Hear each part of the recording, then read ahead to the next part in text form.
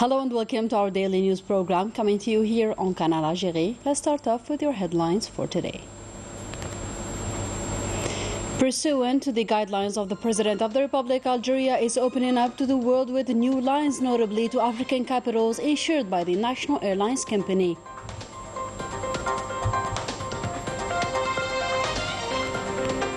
The BRICS Business Forum kicks off in South Africa with several files on the agenda to establish a balanced and fair world economy.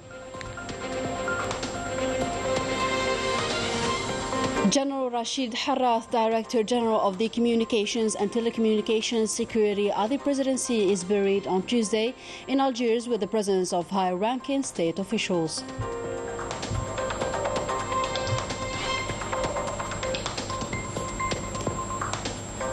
And we delve into the world of Abderrahman Kahlan, a talented painter who conveys a plethora of human messages. Good evening and welcome back. First of all, the new Algeria is seeking to open up to the outside world via a series of measures, including new world destinations to be secured by the National Airlines company. Africa tops this strategy, and that in line with the guidelines of the President of the Republic. More details with Ines Gilou. دخول تاعنا لإفريقيا لأن احنا أفارقة قبل كل شيء، والقارة تاعنا يعني في المتناول تاع اقتصادنا. نفتح إن شاء الله خطوط جوية مع كل العواصم الهامة الإفريقية، لأن من العيب والعار أن جزائري باش يمشي لدكار يمر على باريس ولا يمر على، لازم اتصال مباشر. It is from this perspective that Algeria's new approach was formed, an approach based on economic diversification and opening up to the world, an approach that includes expanding its air links to new destinations and strengthening its air fleet, a new direction that the President of the Republic has pledged to pursue. We have 5 flights a week to Dakar and 2 to Niamey, 4 to Bamako, Abidjan with 3 flights a week, Ouagadougou with 2 flights, and finally Nouakchott with 3 flights a week. Algeria's strategic geographical position enables it to act as a link between the various countries that surround it, as well as reinforcing its important regional and international role.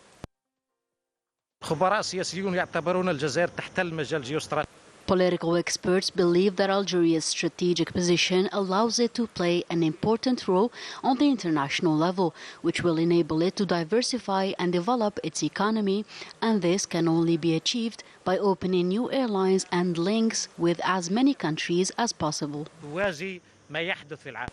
Algeria's new strategy of opening up to the world is not limited to air flights to Africa. The vision outlined by the President of the Republic also involves establishing air links to the world's major cities. With the inauguration less than a month ago of an airline to the Russian city of St. Petersburg, Algeria also intends to create air links with all the countries with which it has historical relations and friendship. And an airline to Caracas, the capital of Venezuela, will soon be operational. It is a policy through which Algeria aims to give new impetus to its national economy by promoting trade with other countries and ensuring the smooth movement of individuals. In other news, Algeria is endeavoring to join the BRICS grouping due to be enlarged to include new member states. Algeria's option is motivated by its staunch will to consolidate its economic and political relations with the world emerging powers. Najah Dayar has a full story. Algeria is keen to join the BRICS grouping: Brazil, Russia, India, China and South Africa, an ambition that is a part of the strategy aimed at strengthening the economic and political relations with emerging world powers. The President of the Republic affirmed that Algeria's membership in the group of 5 emerging countries will open up new economic prospects. Among Algeria's major goals now are the non-reliance on the hydrocarbons revenue, generating investments to diversify the national economy, promoting the Algerian production, and create job opportunities. There are measures that are already put in place regarding these objectives. For example, the participation in the new development bank capital with an amount of $1.5 billion. That is a huge step forward. The BRICS represents a multilateral cooperation mechanism bringing together countries of a very large economy, geopolitical assets, significant natural resources, and strategic geographical position. Makes Algeria a gateway between Africa and Europe and gives it an economic place of choice internationally. Algeria has essential potentials for this geopolitical plan, being the gate to Africa and a Mediterranean country, and also a country that has an accord with the European Union. It is also a member of the Arab League. Algeria is a country that has large natural and energy resources, a good economy, and qualified workforce. The BRICS grouping represents a new pole of growth and a real catalyst for change driven by a desire to found a better world that defends stability, peace, and new multilateral spirit, a policy that is compatible with the Algerian doctrine. Algeria's membership in this grouping as an observer member in the first phase could only have positive repercussions on its economy, its geopolitical influence, and its strategic partnership. In a related context, the proceedings of the BRICS Business Forum kicked off on Tuesday in the South African city of Johannesburg with the presence of senior officials representing the member states in addition to a number of countries seeking to join this grouping, which represents more than 40% out of 100 of the world's population. Several important issues and files will be discussed during this meeting, including adding new members to the BRICS, the de-dollarization process or the use of local currencies, and the establishment of diplomatic and trade relations with Asia, Africa, and Latin America. And the Algerian Stand, organized by the Ministry of Trade in South Africa as part of the 15th BRICS Summit in South Africa, was remarkably well attended by the visitors. The organization of the Algerian Stand was entrusted to the Tasdir Company, a subsidiary of the Algerian Company for Exhibitions and Export SAFEX. The BRICS Fair, organized as part of the grouping's summit, is intended to provide a space for companies from both the member states as well as from the guest countries, notably from Africa, to showcase their products and services. In another story, the late General Harath Rashid, the General Director of the Communications and Telecommunications Security at the Presidency, was buried on Tuesday at Al Alia Cemetery in the presence of Prime Minister Ayman bin Abdurrahman, the Principal Private Secretary of the Presidency, Mohammed Nadir Al-Arbawi, Abdullah Munji, the Secretary General of the Presidency, members of the government, as well as high-ranking officials and family members of the late.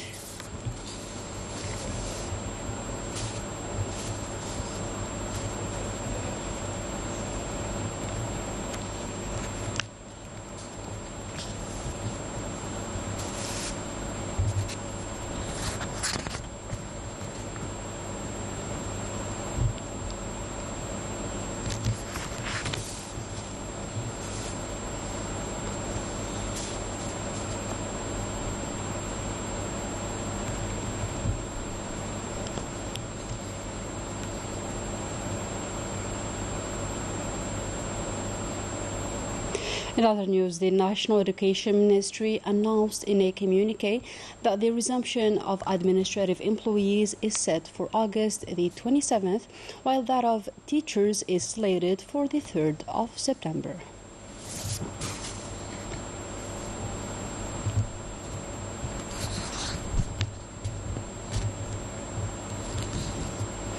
In other news, the Brazilian Labor Union called during its summit to end the Moroccan occupation and hold a referendum to self-determination of the Sahrawi people. Meanwhile, a representation of the Polisario Front in Galicia, Spain, and in cooperation with the Spanish Solidarity Movement, organized a solidarity gathering in support of the Sahrawi struggle for freedom.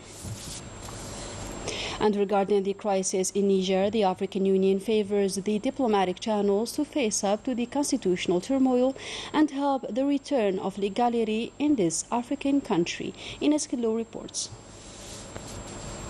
Following the decisions to suspend Niger from all African Union activities until constitutional order is effectively restored in the country, the African Union is keen to adopt a cautious approach to possible military interventions in West Africa and is encouraging a diplomatic settlement to the crisis. Furthermore, on Monday, the ECOWAS, which clearly rejected the idea of transition of up to 3 years, launched this weekend by the military, said that it was ready to deploy a force in Niger, an option on which the Continental Organization is deeply torn, as it continues to reiterate its preference for a diplomatic solution. On the other hand, the Peace and Security Council expressed its support for the ECOWAS's efforts to re-establish constitutional legality in Niger by diplomatic means. The Council strongly encouraged the military junta in Niger to work with ECOWAS and the African Union to achieve a rapid and peaceful restoration of constitutional order. The African Union has clearly rejected any external intervention by a non-African country to settle a purely African issue. A Palestinian teenager fell martyred to the bullets of the Zionist occupation forces in northern West Bank. The young man died after being heavily injured after clashes with the Zionist forces near Jenin. It is also worth recalling that at least 219 Palestinians were martyred since the beginning of 2023 due to constant Zionist aggressions in the Palestinian territories. And we wrap up our news by delving into the world of Abderrahman Kahlan, a talented painter who inspires his themes from the immense beauty of the Algerian coastal cities. More insights with Najah Tayyar once again. With a vibrant and creative spirit, the artist Abderrahman Kahlan exposes his talent through depicting the region of his origins, the ancient city of Algiers. Drawing is my life. I cannot stay away from the brush. This painting's topic is the hilltop Kasbah in all colors. It's my touch. I want to restore it with my own way. My paintings are distinguished with my blue color. I use this blue color since blue is the color of Algiers, of the Mediterranean and the sky. It is exceptional among the colors. The orange as well, since it's the color of the light and the sun. With his large passion, the artist Kahlan is generous and inspiring and pushing the talented youth to express their creativity as well. As you know, the self-taught artist is mostly not taken into consideration, and my objective is to help and encourage these artists to make their own name in the field, and lately I have organized an exhibition for this goal. His next project is a collaboration and an event in tribute to Sheikh Al-Alawi. Al-Alawi was a Sufi master, a spiritual person that inspires me. His house in the Kasbah has been restored recently. I do not know why we don't talk much about him, but I decided to work on his life and beliefs, and I prepared an exhibition for that in the upcoming October 17th at Dar es Salaam. Abderrahman Kahlan, as many Algerian artists, have a passion that never seems to end, and the large Algerian history and beauty have always made them eager to express more about it with their talent. And with these beautiful works of art, we come to the end for today's program. Thank you for joining us, and goodbye.